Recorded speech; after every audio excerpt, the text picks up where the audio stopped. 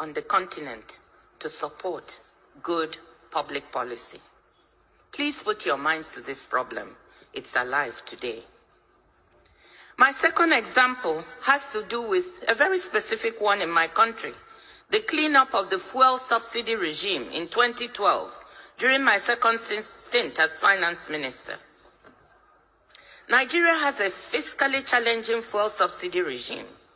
The country exports crude oil and imports most of its refined needs because its refineries are in very bad shape, and provides a subsidy for the sales of refined oil at the pump. At the end of 2011, a total of 1.73 trillion naira, US $11 billion equivalent, was submitted as claims for subsidies by 143 marketers who were importing the product. These numbers seemed horrendously large compared to what I had last seen when I was in government in 2006, which was closer to $2 billion in subsidy. So we decided to audit these claims. We audited about $8.4 billion worth of claims, and we found $2.5 billion worth of fraud in these claims, i.e., many of these marketers were trying to claim $2.5 billion fraudulently. With the full backing of the president and the economic team, we decided that we were not going to entertain these claims or to pay. The pressure from the affected marketers was tremendous, as we tried not only to say we would not pay, but also we would clean up the whole mechanism for the subsidy claims and put in place something more transparent, something clearer. This did not go down well with them. When we stuck to our position of non-payment and implementation of the new verification regime, these strong and well-connected vested interests were angered and seemed to blame me personally for this. There were personal consequences. My 83-year-old mother, a retired professor of sociology, was kidnapped by 4 young men and held for 5 days. Keeping her wits about her as she was totally terrified, she asked them why she had been kidnapped. And they told her, quote, "Because your daughter, the finance minister, refused to pay oil marketers their dues." The kidnappers, negotiating with my brother, demanded my resignation publicly. I should go on television publicly and announce my resignation and depart from the country as a condition for my mother's release.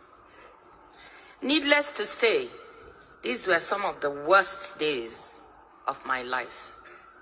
Imagine, when you are in position, you want your parents, all of whom are here with you today, and your relatives, to be proud of you. You want to be a source of good for your family.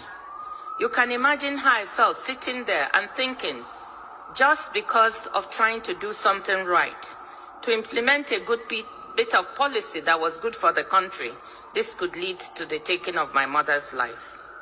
These were some of the worst days of my life. With my father's support, the firm resolve of the president, we all decided I should not give in to the blackmailers, and I refused to resign.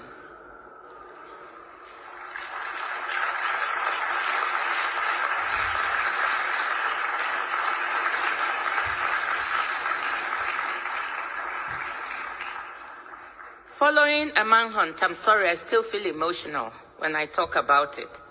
And this story is not really publicly known, so this is probably the first time I'm giving the full details. Following a manhunt for my mother by police and security agencies, she was able to make a dramatic escape after 5 days in captivity, where she had only been given water and half of a sausage roll.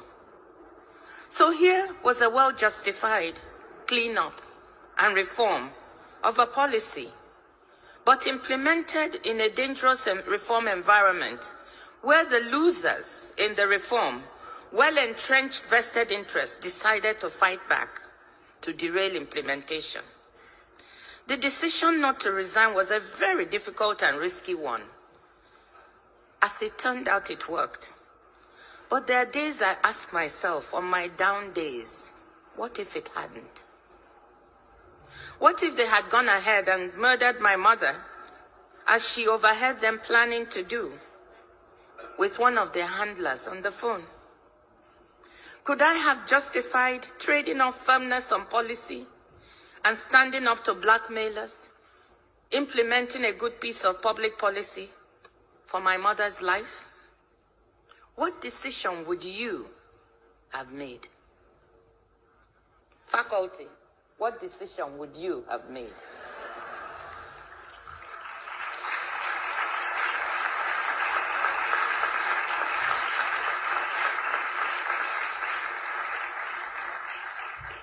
I know that one other brave hero, a woman I admire so much, brave activist and reformer, Aung San Suu Kyi, was faced with an equally terrible decision. Leave Myanmar to be with her dying husband in England. I'm sure you all know the story.